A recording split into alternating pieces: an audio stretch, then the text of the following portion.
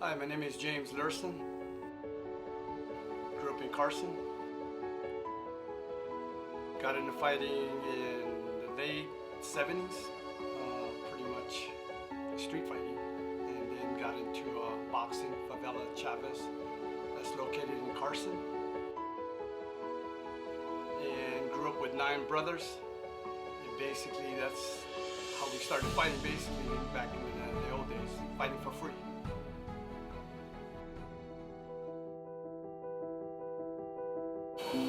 My name is Brian Ortega. I grew up in what I like to say the entire harbor area pretty much. And the way I got into fighting was growing up young in some rough neighborhoods, you pretty much had to learn how to fight. And I already walked around with a little bit of a chip on my shoulder, so my dad figured if that's the way I'm going to be, then he might as well put me in some sort of martial arts. So he put me in kickboxing at the age of like 4.5, 5 years old. The first fight I've ever had was, I think I was 15, 16. It was in Oxnard in Ventura County.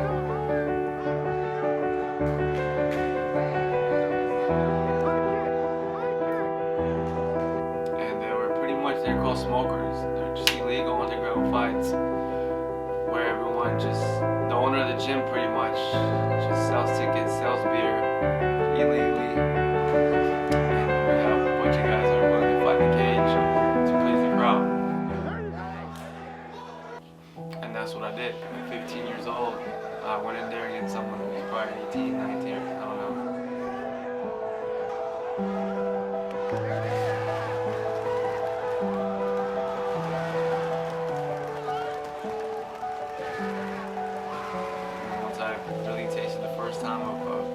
Once I tasted the first victory in the octagon, I mean, I knew that's what I wanted to do.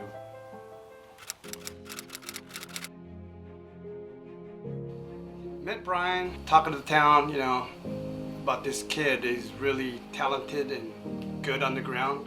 Gracie Jiu-Jitsu from Henner and the family. Finally got to meet him at the beach and heard a lot of good things about this kid, man. And then I see him hanging out with these guys, man, that he shouldn't be hanging out with. You know, I'm not gonna criticize anybody, but you know, to each his own. But I've seen so much stuff on that kid, so I just grabbed him and I said, you know, what are you doing hanging out with these people?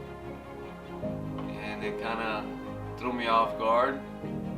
Just because strangers don't really do that to begin with, let alone come up to the type of people that I was hanging out with. Heard nothing but good things about you, man. He goes, you Brian Ortega? He goes, yeah. And after that, we kind of just started a conversation and started dissing the people I was with, and in terms of kind of like letting them know their place because they were at the break wall. And after that, he said, we should link up and train.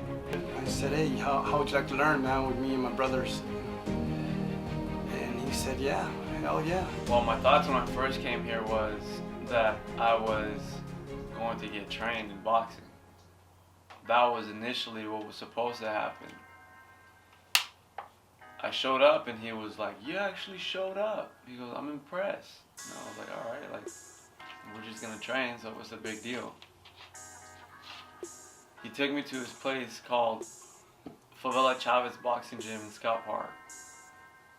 So this is what this is for, man. Brian, so you gotta get this going forward. Yeah. There you go.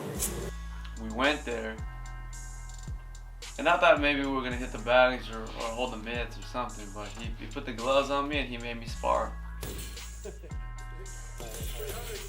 Guy your size gonna go after this guy. Right off the bat, I remember Jude Luhrsen was trying to knock me out,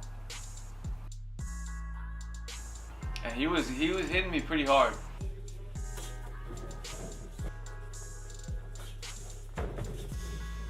He had some really good shots on me. but he couldn't lay me out. And then he got tired, and I started putting the pressure on him. But I was still 18 years old. I was skinny. I was hitting him, but it wasn't really affecting him. Boxing is about, man. I love it. Different than Gracie, but it's definitely worth it. Everyone was kind of just impressed because I can take a hit. Then I went against Michael Luhrsen, and then he did the same thing, and then he tired out as well before he whooped my ass. And then like the last 30 seconds, then I started putting the pressure on, but like I said, my punches were ineffective. And then the last one was James. And then James, I think, felt a little bit bad for the fact that he lied to me, saying that I was gonna go train. So he tried to take it easy on me, but by then I was already fired up, and I was trying to knock him out.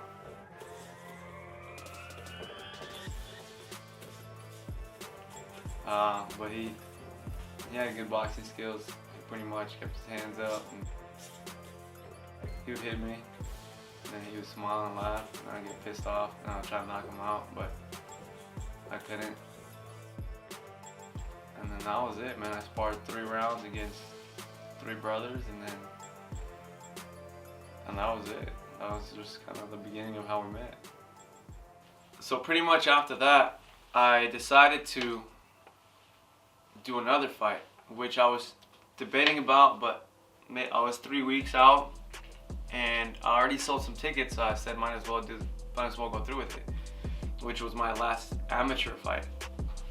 I was 10-0 previously, and then I told James, I said, hey man, I'm doing an amateur fight, my 11th one, and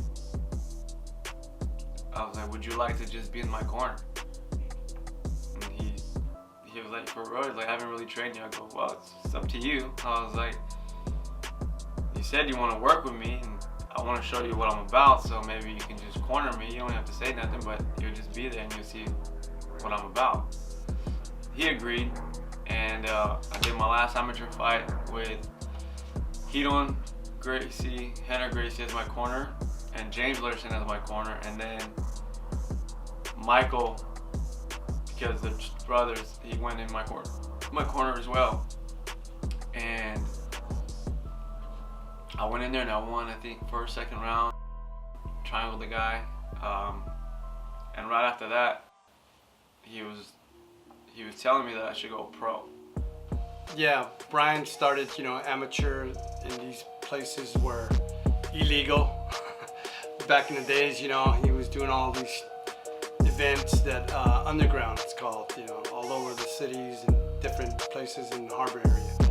But I started working with him, and I said, hey, let's bring this, further than amateur. And we agreed upon it, and I said, let's go pro, bro. Let's do this. I think you have it. This is after I worked with him, on the stand-up and all that stuff. But jiu-jitsu in the Gracie family, beautiful. But he needed that one thing, man, that stand-up, that, on the higher level, you're gonna need it. And I wanted to see what we could do with this. And I said, to Brian, let's go, man. Let's take it all the way to the top. Let's do this journey. Where a lot of people didn't believe in Brian, where Brian's just gonna be this guy, instructor, and just do this and that. But me and him just basically just said, hey man, we're gonna take it to another level. Let's do this. At the end of the day, we honestly just had to follow track, which was really get these 3 steps down. And I didn't know how long it was going to take to get these 3 steps. I just knew that I had to get there eventually. I didn't know how many fights it was going to take. I didn't know how many opponents, how many sacrifices. I had no idea. All I knew is I have 3 steps to get to, and I have to get them all. And James did the same thing, and we honestly literally buckled down, and we just started to get to work. I did my first fight and won, and then eventually I did 4 more, and on my 5th professional fight, I fought for my first world title. Fighting at a black belt surfing, let's make some noise for Brian DC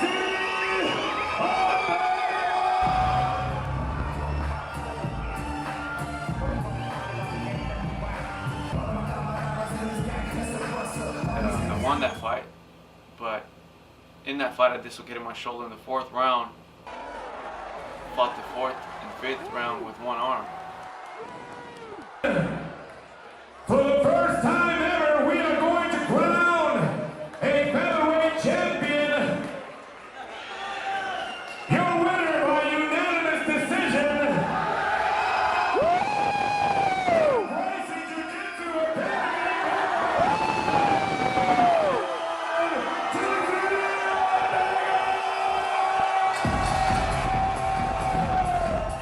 And after that, I took a little bit of time off just to get surgery and heal up. And we came back and we started working on phase number 2. Well, we got phase number 1 down. We got the first belt done, let's work on the 2nd one. Then we had my 6th professional fight. Then I went to what was called the RFA, which is what I heard was the feeder league to the UFC. It was the league where you fight on TV against tough people who could possibly be in the UFC at any given day. So we went there. My first guy, I fought him. He was a guy who was already on the Ultimate Fighter show, and I think he made it to semifinals or something like that. And I fought this guy. He was big, huge, strong, and I did my best against him. And I went in there and I beat him in the 3rd round.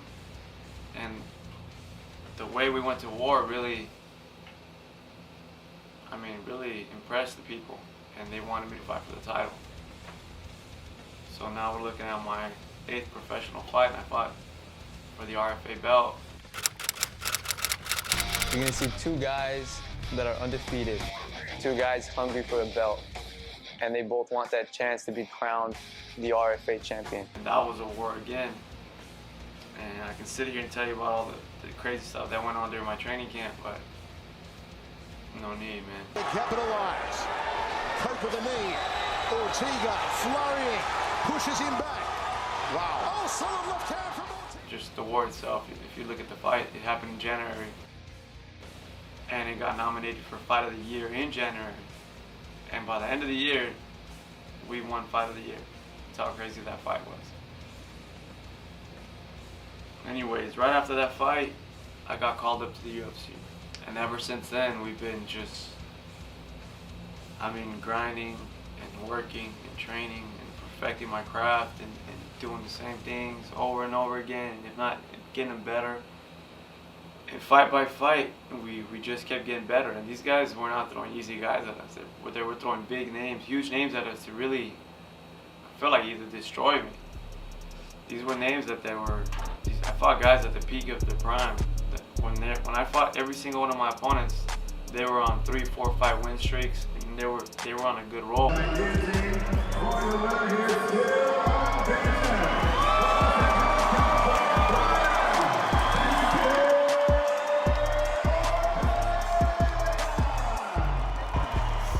UFC Fight Night 123, you guys already saw it. I don't have much else to say other than how proud we are of this guy right here. Yeah. Brian, say hi to and say whatever you want to the family. This is for the family. This is for the Jiu-Jitsu family. I just want to thank all you guys who see me all the time in the gym at the Gracie University, and just thank you guys so much. I train my butt off, and then I always try to make the family proud.